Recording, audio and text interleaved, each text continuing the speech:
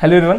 तो आज हम लोग क्वेश्चन नंबर 25 सॉल्व करेंगे जो कि एक्सरसाइज 11 का है। देखते हैं क्वेश्चन क्या है। तो ये भी क्वेश्चन जो है क्वेश्चन नंबर 23 और 24 से सिमिलर है। तो देखते हैं क्वेश्चन है if tan a minus b equal to 1/√3 and tan a plus b equal to √3।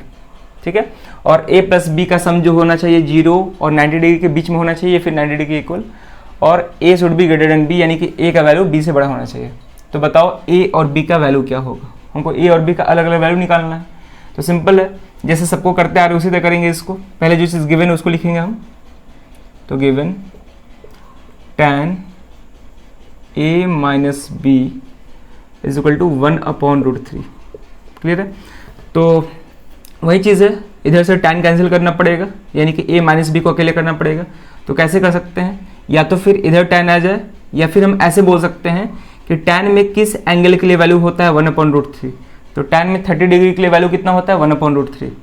तो डायरेक्ट हम a माइनस बी के जगह पे, यानी कि a माइनस बी को 30 डिग्री के इक्वल भी लिख सकते हैं। ठीक है, तो वैसे ही करते हैं इस बार। तो देखते हैं कैसे होगा।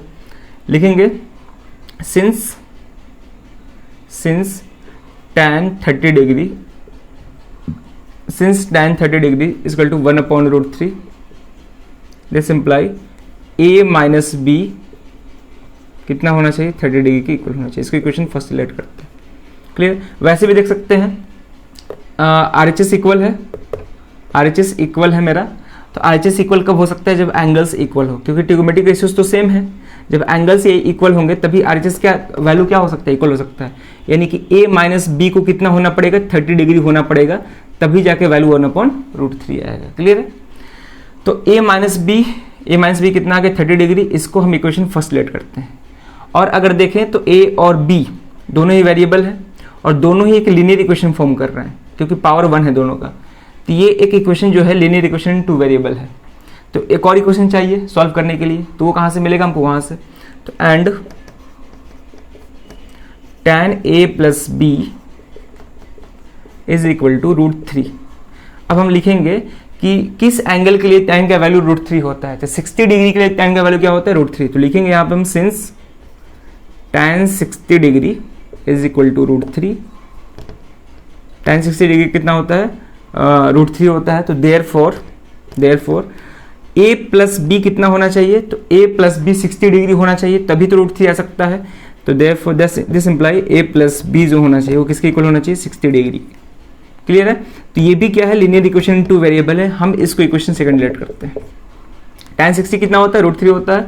तो a प्लस बी को भी कितना होना पड़ेगा 60 डिग्री होना पड़ेगा, तभी tan 60 का वैल्यू कितना आएगा √3 आएगा। तो यहाँ पे हमको दो लीनियर इक्वेशन 2 वेरिएबल मिल गए, इक्वेशन फर्स्ट और इक्वेशन सेकंड। अब हमको अलग अलग से a और b निकालना है। तो कैसे निकालेंगे, तो यहाँ पे दिख रहा है कि अगर हम दोनों इक्वेशंस को ऐड कर देते हैं तो a प्लस a 2a हो जाएगा, minus b plus b cancel हो जाएगा। जब सॉल्व करते हैं तो किसी भी एक वेरिएबल को एलिमिनेट करने की कोशिश करते हैं। और हमको मालूम है कि लीनियर इक्वेशन इन 2 वेरिएबल को सॉल्व करने का दो से 3 मेथड होते हैं। सब्स्टिट्यूशन मेथड होता है, एलिमिनेशन होता है और क्रॉस मल्टीप्लिकेशन होता है। क्लियर है। तो एलिमिनेशन सबसे आसान होता है, तो वही मेथड हम लगाएंगे। तो यहाँ से माइनस बी प्लस बी ये कैंसिल हो जाएगा, ए हमको मिल जाएगा। तो क्या लिखेंगे, adding equation first and second we get. तो ऐड करते हैं LHS को LHS के साथ, RHS को RHS के साथ ऐड करेंगे। तो a प्लस a ये तो 2a हो जाएगा, minus b plus b cancel हो जाएगा। तो इसको यही लिखते हैं is equal to 30 degree plus 60 degree. तो 30 और 60 डिग्री कितना हो जाएगा 90 डिग्री। क्लियर है। अब इस 2 इधर मल्टीप्लिकेशन में है, इक्वल के दूसरी तरफ भेजेंगे तो 2 क्या हो जाएगा डिवीजन में हो जाएगा। तो a is equal to 90 degree upon 2। तो यहाँ से मेरा a कितना आ गया, तो a का वैल्यू आ गया 45 डिग्री। क्लियर है। तो a निकल गया 45 डिग्री। अब हम निकालेंगे b। तो b निकालने का तरीका क्या है, मतलब दूसरा वेरिएबल निकालना है। एक वेरिएबल मिल गया, तो दूसरे वेरिएबल को निकालने के लिए जो भी फर्स्ट वेरिएबल का वैल्यू आया है उसको दोनों में से किसी भी एक इक्वेशन में रख सकते हैं। या तो इक्वेशन फर्स्ट में रखो या फिर सेकंड में रखो, दोनों में से किसी एक में रखना है। ये मतलब पूरा मर्जी हम ही लोग का है कि किसी इक्वेशन में रखें। तो इक्वेशन फर्स्ट में भी रखेंगे तो b का भी वैल्यू वही आएगा जो कि इक्वेशन 2 में रखने के बाद आएगा। तो इसमें कोई चिंता करने वाली बात नहीं है, या तो इक्वेशन फर्स्ट में रखो या फिर इक्वेशन सेकंड में रखो। तो मान लो हम इक्वेशन फर्स्ट में रखते हैं, तो क्या लिखेंगे, पुटिंग द वैल्यू ऑफ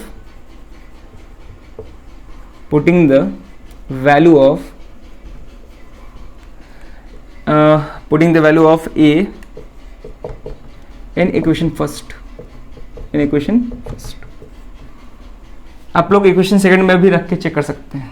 तो putting the value of a in equation first, तो इक्वेशन फर्स्ट लिखते हैं पहले। क्या है इक्वेशन फर्स्ट है, a minus b is equal to 30 degree.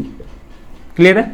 तो a कितना है 45 डिग्री, तो a के प्लेस पे 45 डिग्री रख दें, minus b is equal to 30 degree.